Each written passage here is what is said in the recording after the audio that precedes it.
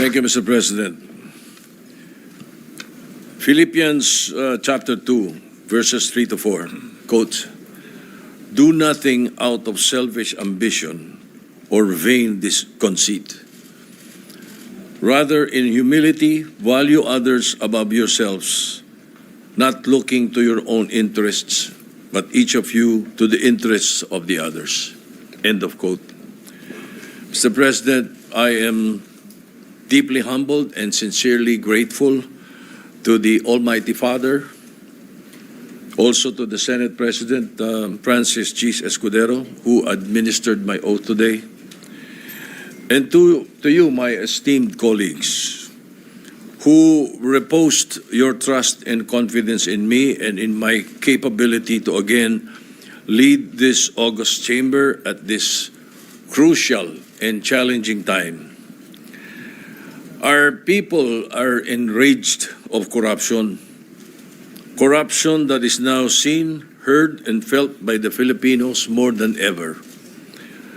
The failed flood control projects that's supposed to protect the lives, livelihood, and properties of our countrymen, the dilapidated classrooms for our students, and the lack of quality farm-to-market roads to aid our farmers, all are engulfed in corruption, hindering the progress of the nation as a whole. In 2018, the Senate, when I was Senate President, firmly stood in its ground, opposing the unconstitutional realignments made in the 2019 budget after the Bicameral Conference Committee report was ratified. These realignments, amounting to 75 billion pesos, were vetoed by then-President Duterte in accordance to the Senate's appeal and findings.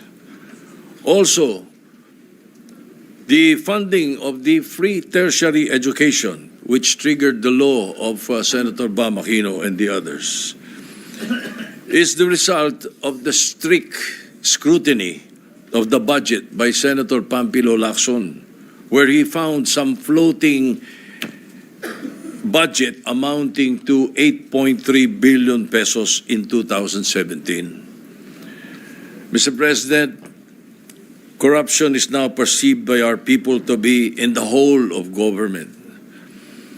But with the political will of those in position, and together with the vigilance and clamor from the public, we can fight this and bring transparency and true accountability that our nation deserves.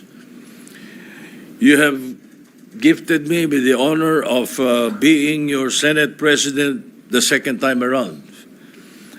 To reiterate my statement from my previous election, I did not become your superior. I am simply a presider of your session. I am your listener, your advisor, if you so desire, your enabler for anything within my power to do so. I am primus inter pares, or first among equals, but among equals.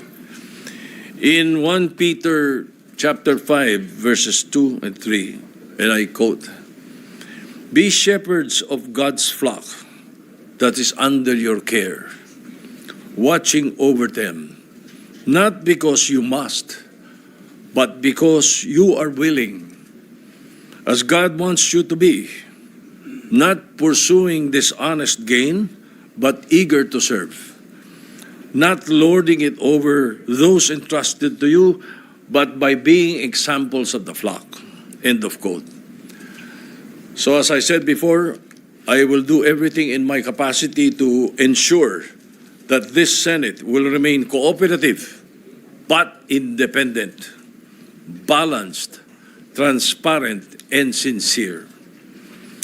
Thus, I am guided by Proverbs 3, "In everything you do, put God first, and He will direct you and crown your efforts with success." Allow me to also thank my family, especially my wife Helen, for her unconditional love and unwavering support. Dala ko po ang aral mula sa aking mga magulang at mga ninuno na nauna rito magsilbi sa bayan dito sa Senado. Maraming salamat sa Panginoon Diyos at dasal ko ang patuloy niyang proteksyon at gabay sa ating institusyon at sa ating bansa. Thank you very much, Mr. President, my esteemed colleagues. Thank you. Thank you.